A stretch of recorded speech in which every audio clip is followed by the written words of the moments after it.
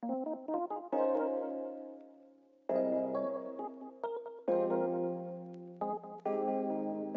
hey hey hey sahabat bincang ngopi, jumpa lagi bersama saya, sahabat ngopi kalian. And welcome back to podcast bincang ngopi. So kawan-kawan, dalam kesempatan video kali ini saya beri tema judulnya berdikari, berdiri di atas kaki sendiri. Yeah. Nah, dalam berdikari namanya wirausaha ya, mulai dari nol, titiknya seperti apa, dan perjalanannya tuh punya cerita masing-masing ya sebagai seorang pengusaha. Nah, dalam video kali ini saya dapat kesempatan untuk bertandang, bermain ke sebuah lokasi di mana papan surfing atau surfboard itu diciptakan. Bagaimana dari A sampai Z bisa nantinya papan ini dipakai di atas ombak, bermain berlika-liku ya. Tentunya enjoy. Kita akan berjumpa dengan Bang Robi, si foundernya Cipta Jaya Selancar. Nanti kita juga akan dikenalkan dengan proses bagaimana papan surfing ini dibuat dari A sampai Z ya. Jadi kawan-kawan, don't go anywhere, enjoy. Semoga video ini bermanfaat untuk kita bisa saksikan bersama. Founder dari Cipta Jaya Selancar. Jadi buat kawan-kawan yang nanti ingin memesan custom surfboard, bisa langsung ke Bang, boleh nanya dong, ini ruangan apa Bang? Ini kayak lab nih. Ini ruangan glassing. Ruangan glassing? Ya, pencampuran antara fiberglass dan resin. Prosesnya tuh gimana? Mungkin teman-teman di sini ingin sedikit paham tuh buat papan surfing. Proses dari foam yang sudah dibentuk itu, itu yang sudah dibentuk nanti akan dilapisin dengan fiberglass. Fiberglass itu ada berapa macam yang kita pakai. Umumnya yang kita pakai ini 4 oz. 4 oz itu 150 gram per square meter dan 200 gram per square meter. Yang ini 6 oz. Ya, itu ada 2 jenis yang umum kita pakai. Prosesnya berarti untuk buat papan surfing itu memakan waktu berapa lama Bang? Untuk proses dalam artian proses glassing ya, proses glassing itu dari awal kita dari gabus biasa yang ada 2 jenis gabus, itu expanded polystyrene atau disebut dengan styrofoam.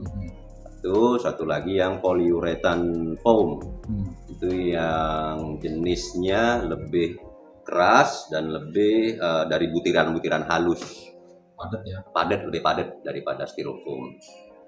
Berarti dari proses awal bisa 1 bulan pengerjaan? Kurang dari itu. Kalau untuk pembentukan dari gabus mentah, dari foam mentah itu hanya 1 hari 2 hari. Nah, proses glassing itu bisa di 3 hari 4 hari tergantung dengan kesulitan atau warna atau pemilihan artwork atau apa. Itu bisa totalnya kurang lebih sekitar 10 hari lah untuk papan satu. Biaya paling memakan sampai di atas 5 juta. Untuk harga jualnya kita kurang dari 57 sampai 12 juta. Tergantung bahan, tergantung kerumitan, atau tergantung dengan permintaan. Karena ada konsumen yang minta ada gambar ini, artwork ini, warna yang begini, warna yang begitu, ya tergantung permintaan mereka. Boleh dong ya sedikit kita touring nih, jalan-jalannya. Ya. Apa aja ini lagi dikerjakan ini? Ini yang lagi dikerjakan, ini prosesnya proses filler coating dari gabus, proses ke fiberglass ke resin. Ini finishing yang terakhir di ruangan ini. Belum mencantumkan logo dan sebagainya? Sudah, ini logonya sudah ada. Sesuai pesanan customer ya? Ini sesuai dengan pesanan customer. Nah, ini yang blank yang sudah, gabus yang sudah jadi, tinggal proses glassing. Pak Robi sendiri kan menganut sistem handshape ya? Manual ya. Manual ya. Kalau kita boleh lihat nanti mungkin sedikit banyaknya kalau mengerjakan manual seperti apa? Ya, ya ada ruangannya sendiri. Let's go. ruangan pembentukan ini yang dari styrofoam, blank styrofoam. Nah kalau yang ini blank poliuretan.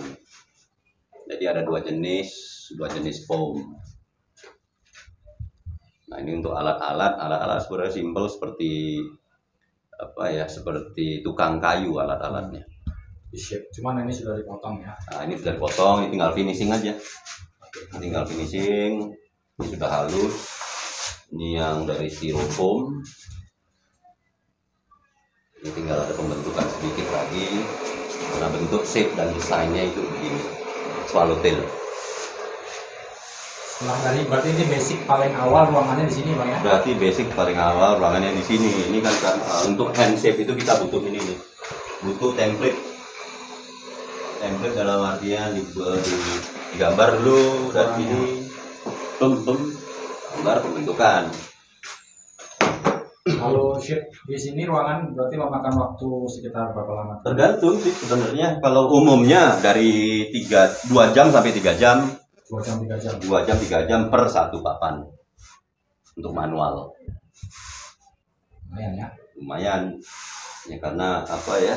Ya Manual. Setiap detail kan ada ukuran nih. Ukuran gini berapa yang menyesuaikan si surfernya tadi. Habis dari sini mungkin ada ruangan berbeda lagi. Dari sini kalau permintaannya ada warna, nanti kita warna spray Di depan tadi itu ya. ya di depan di ruangan utama. Nanti kalau sudah selesai di warna, baru masuk ke ruangan glassing. Ya, kita jalan-jalan lagi. Ya. Nah ini ruangan sanding. Sanding. Setelah di glassing tadi sudah dipasang finbox. Nah, dari router dipasang finbox dan alat-alat aksesoris yang ada di papan tersebut tadi, itu nanti larinya ke sini. Nah, itu karena dari resin kan belum level, belum sempurna. Jadi dia harus di-sanding, dibentuk halus. Nah, ini alat-alatnya. Nah, dari sini dia ada beberapa jenis pad, hard pad, medium, soft. Juga ada beberapa ini orbital, mesin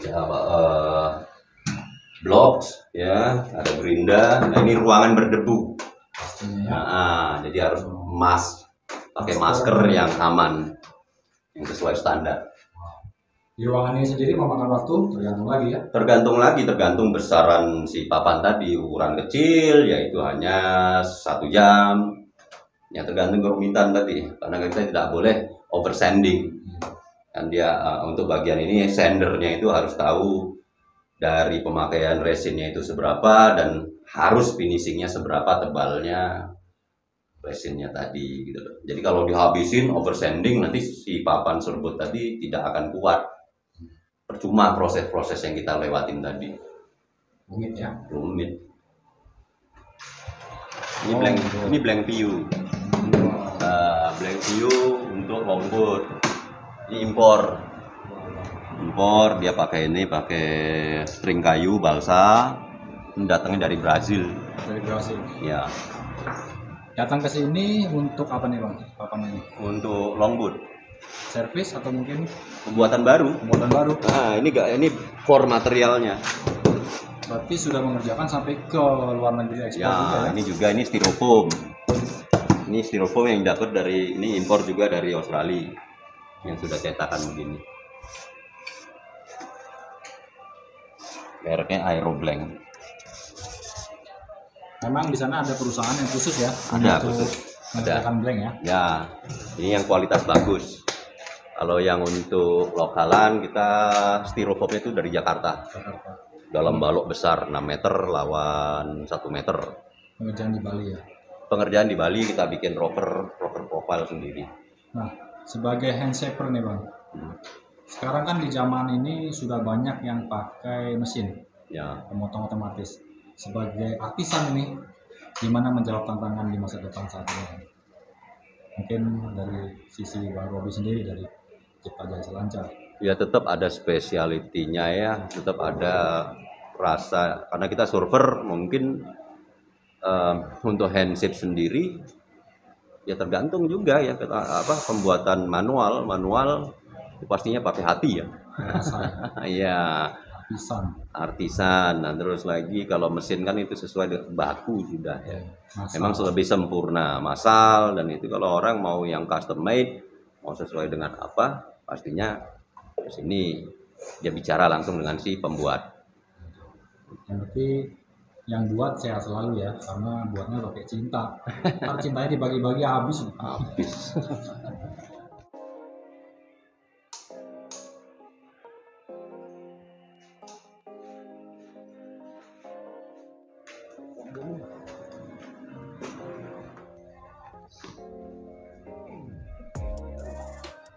Ini warna buat begini ya, Bang?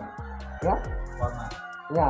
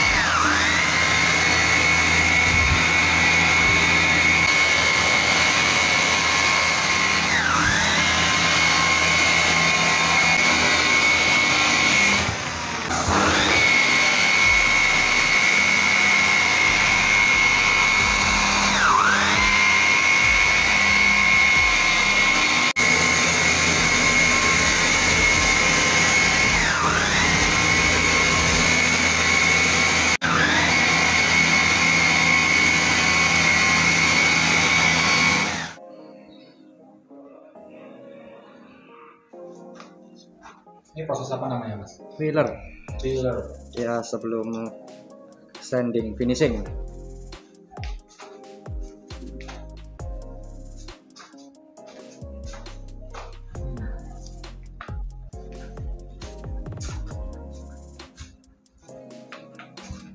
Proses ini. Nunggu kering kan ya? Nunggu kering lagi ya. Paling nggak keringnya 3 jam. Sampai sekitar baru bisa sanding.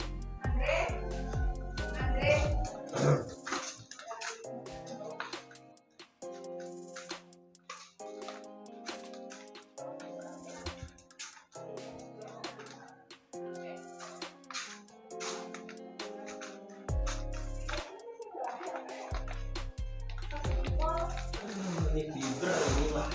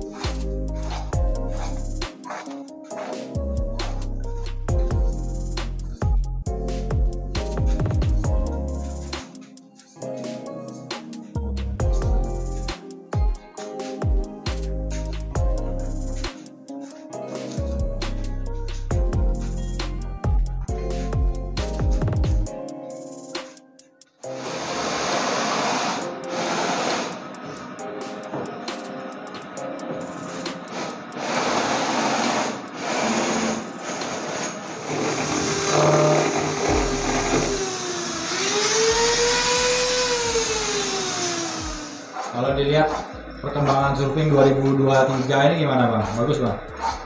2023 bagus, karena program sudah ada dari KONI, dari PSOI sudah ada. Tinggal event-eventnya aja yang dilaksanakan. Nah, surfing kan sudah di bawah KONI kan. Sudah bisa jadi karir atlet. Ini persiapan PON tahun depan kan.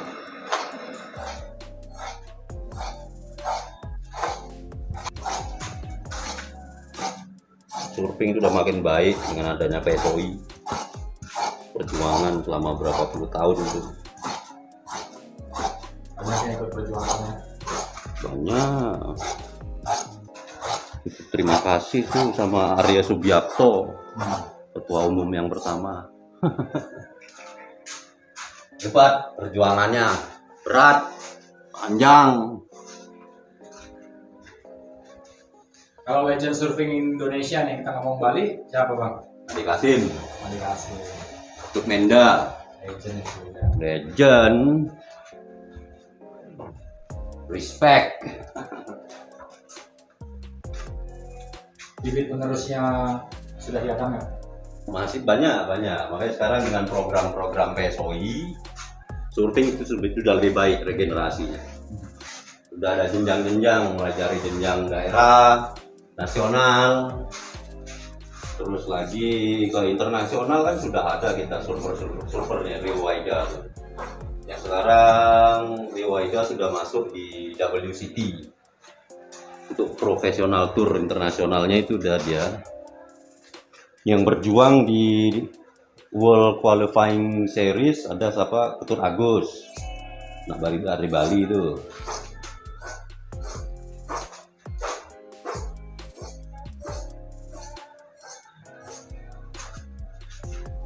Tapi optimis ya. Optimis selalu.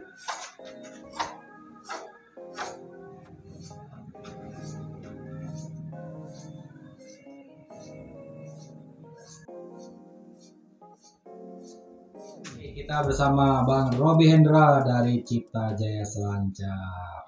Bang, sebelum kita panjang lebar ngobrol lebih jauh, boleh dong kita tahu apa sih itu Cipta Jaya Selancar dan di tahun berapa usaha ini berdiri? Ya, Cipta Jaya Selancar tempat kita buat surfboard, papan selancar, locally owned. Terus ya kita mulai dari 2006. 2006. Ya, terdaftar di Departemen Perindustrian. Wow, jangka yang panjang ya. Iya, lumayan. Tapi dari sebelum Cipta Jaya Selancar itu Bang Robi sudah interest di dunia surfing atau memang pernah bergerak dalam industri surfing Bang? Mungkin dari mana pengalaman jatuh cinta sama surfing dan kenapa sih bisa harus masuk ke ranah industri surfing nih, menciptakan papan apalagi kan sebagai artisan lokal Indonesia nih. Ya, itu karena apa ya? Saya mulai kecil, mulai tahun 89 kenal laut. Di mana? Laut, mulai surfing di Pantai Kuta. Pantai Kuta. 89. 89.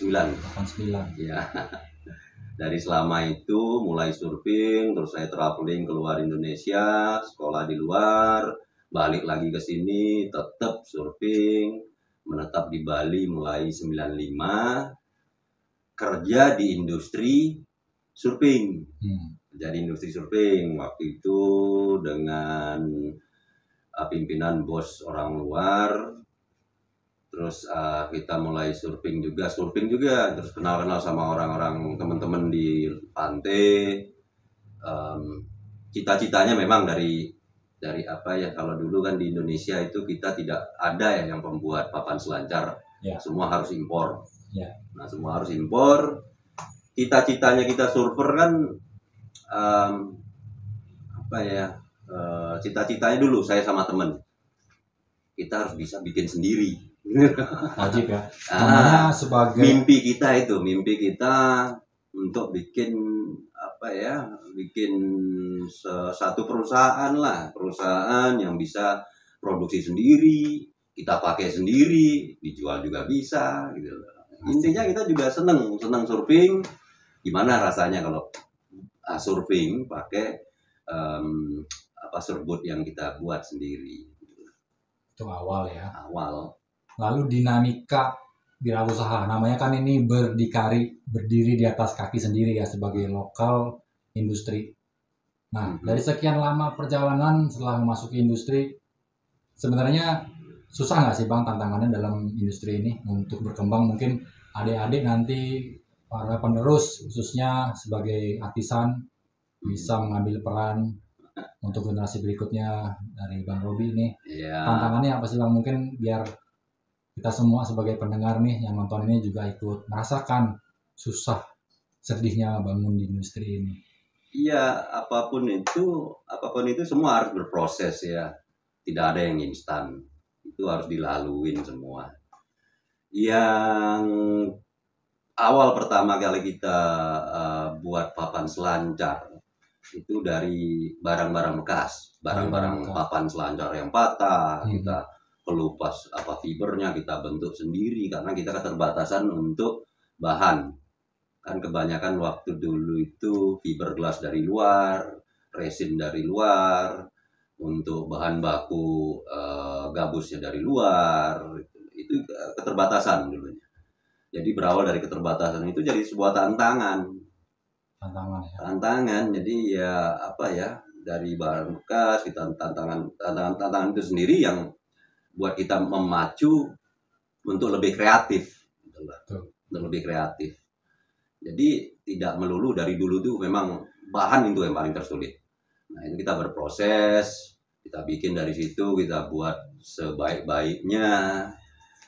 Ya dinamikanya itu banyak sekali sih. Ya mulai dari tidak ada yang mau beli.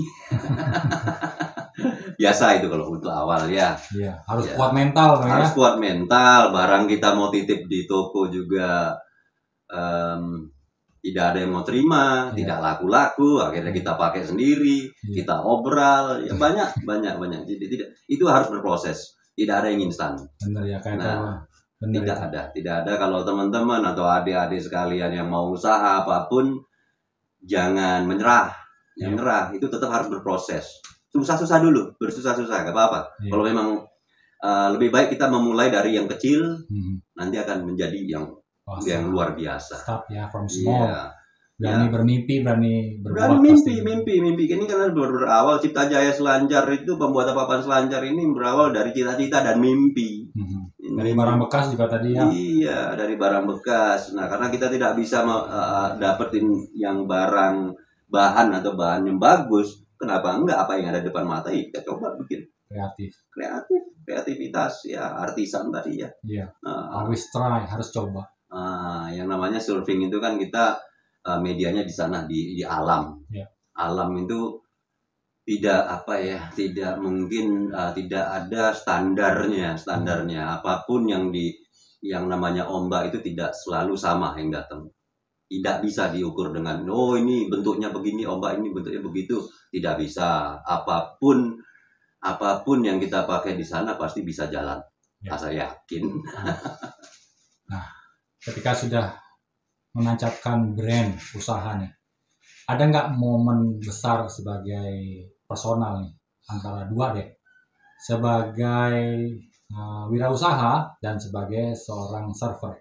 Momen terbaik apa nih Bang yang pernah dirasakan sekali seumur hidup ketika dari awal memulai usaha ini sebagai seorang surfer dan sebagai seorang wirausaha? Momen terbaik itu selalu apa yang kita ciptakan itu selalu saja menjadi momen terbaik karena kita berusaha untuk membuat produk yang yang spesial ya, apa yang orang-orang datang ke sini mau pesan ini, apa yang dimauin orang, nah kita wujudkan lah gitu loh, apa yang dipikiran orang kita wujudkan, dan setelah jadi dipakai itu laporannya ada ini, saya ini the best surfboard I ever ride, the best surfboard I ever have. Gitu. Itu momen terbaik selalu, setiap produk yang kita keluarkan ke orang-orang, dan itu selalu jadi momen terbaik. Dan satu juga sampai saya sudah membuat apa ya suatu pelatnas tim surfing Indonesia. Saya juga bikin itu. Di tahun berapa tuh Bang? Ya baru-barusan ini sekitar tahun 2020 ya. 2020. Tapi dulu kan sepertinya juga pernah ya buat yang di Pulau Jawa ya? Ya, kita itu dulu ada juga mencoba untuk bikin event, belajar jadi event organizer. Waktu itu tahun 2012 kalau nggak salah ya. Kita ada teman dari Pulau Jawa di Pulau Merah, Red Island ya di Banyuwangi. Nah itu teman sini, oh kita ada punya break di sini, saya butuh bantuan untuk explore. Nah kita ke sana, kita coba, kita survei, kita coba ombaknya, ternyata world class, masih bisa dipakai nih. Oh ayo bareng-bareng kita bangun ini, kita buka linknya untuk pantai tadi gitu loh, yang tadinya belum terekspor secara luas. Setelah kita adakan kontes nasional, waktu itu ada 11 provinsi kalau nggak salah 11 provinsi ya yang Indonesia. ikut. Jadi kita bukan ambil yang pro-nya, kita amatir Indonesia Pro Amatir Surfing Championship. Wow. Ya, animonya lumayan. Jadi dari sana, jadi kita tidak terbatas dengan pro surfernya tadi, amatir ya silakan berpartisipasi. Yang penting kita mengenalkan daerah ini, pantai ini, dan akhirnya terekspos lah Pulau Merah. Wow. Ya alhamdulillah sekarang sudah bagus. 2012 ya. 2012 sudah baik, namanya sudah bagus di sana. Salah satu spot surfing. Nah, itu juga kan posisinya si Pulau Merah, di sebelahnya si Jilen ya. Ya. Gerajagan. Hobi Jilen. Nah, jika kita lihat nge-track ke belakang lagi nih Bang, dari 89, buah prestasi dalam wirausaha, kira-kira sudah berapa banyak nih Bang papan surfing yang sudah diciptakan dari sejak awal hingga 2023 ini? Papan surfing sudah diciptakan. Prestasi ada banyak. Saya tidak ngitung ya. Saya tidak ngitung, mungkin bisa dilihat di orang-orang yang sudah pernah pakai papan saya sampai di mana mereka sekarang. Keliling dunia ya? Iya kita pastinya ya mungkin ya. Ya kita bersyukur sih ya kita bisa nganterin orang untuk enjoy surfing terutama. Terus lagi ya kalau memang bisa papannya yang kita ciptakan ini untuk mereka pakai di kontes atau apa, bisa buat prestasi untuk mereka, kita bersyukur. Iya, karena nggak gampang loh Bang ya menciptakan sesuatu yang itu mengandung konsistensi. Nah, untuk bertahan menjadi konsisten di dalam usaha, kita anggap di dalam semua usaha kan sama ya Bang ya.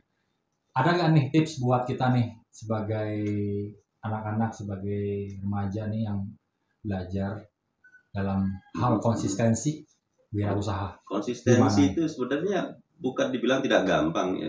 Sebenarnya ya gampang kan dengan enjoy your work, enjoy what you do. Kalau kamu tidak enjoy dengan what you do, nothing. It's nothing. Tidak gampang. Enjoy what you do, enjoy what you do. It's making everything easy. Enjoy life, enjoy the show. Yeah.